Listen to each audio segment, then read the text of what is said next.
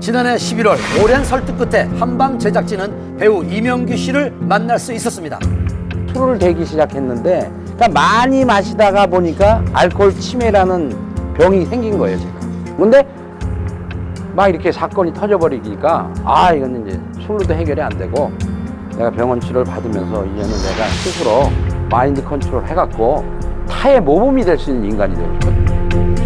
술로 얼룩졌던 과거를 청산하고 다시 일어서고 싶다던 이명규 씨. 그런데 어찌된 일일까요? 술 때문에 또다시 경찰서를 찾았습니다. 이명규 씨가 구속 수감되어 있는 해당 경찰서를 찾아가 봤습니다. 지인들하고 술을 먹다가 그 술값 시비 문제가 돼가지고 지불을 못해서 현장에서 현행범 체포됐어요. 어떤 상태였나요? 술이 그 많이 취한 상태고 그 술도 많이 먹은 상태고 약간 그 이렇게 뭐 이렇게 필름이 끊겼다고 그러나요? 그런 상태죠. 술값이 얼마 정도 나왔어요? 200만 원. 지난해 11월 그를 만났던 제작진이 면회를 신청했는데요. 하지만 이명규 씨는 오랜 망설임 끝에 면회를 거절했습니다. 또 술값을 내지 않았다는 얘기뿐 이번 사건의 정황은 자세히 알려지지 않았는데요. 도대체 어떻게 된 일인지 사건이 일어난 업소를 직접 찾아가 봤습니다. 이명규 씨가 먼저 오셨고 다른 두 분이 나중에 오셨어요. 처음에 일행이 있었을 때는 3병 정도 드시고 나중에 더 드시고 그러다가 일행 두 분은 먼저 가셨어요. 업주 말에 따르면 새벽 3시경까지 마신 술값만 무려 200만 원 상당. 카드를 계속 줘서 긁어봤더니 다 안 되더라고요. 그래서 결제가 안 된다고 하니까 돈 없다, 경찰에 신고해라. 경찰 불러서 알아서 해라. 일행이 간 뒤 술값을 지불하지 않은 채 그냥 가려고 했다는 겁니다. 게다가 더 큰 문제는 경찰이 온 다음에 시작이 됐습니다. 무전 지식으로 시작을 했는데 그 출동한 경찰관에 대한 그 안경이 다 깨져버리고 그렇게 되니까 그게 이제 같이 병합이 돼서 그렇게 된 거죠.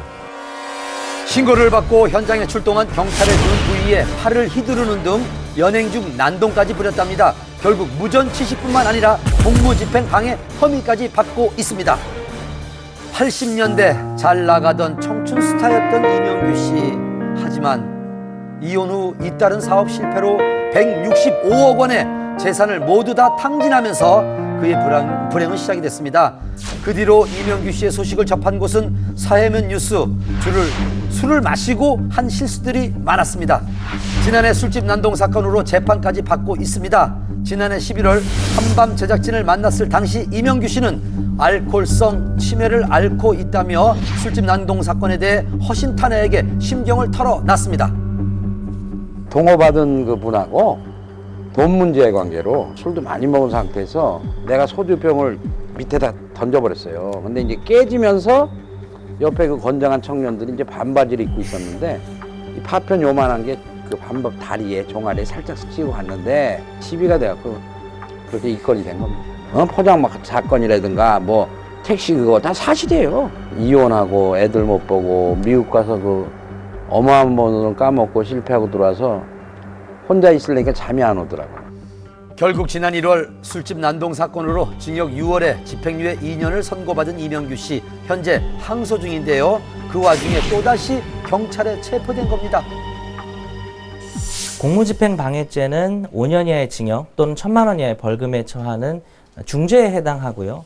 특히 작년부터 검찰이 정복 경찰에 대한 공무집행 방해에 대해서 구속 수사를 원칙으로 삼는다든지 엄벌하는 그런 추세에 있습니다. 수사는 다 종결됐고 이제 그 검찰로 사건 기록하고 이명규 씨하고 다 송치하면 끝납니다.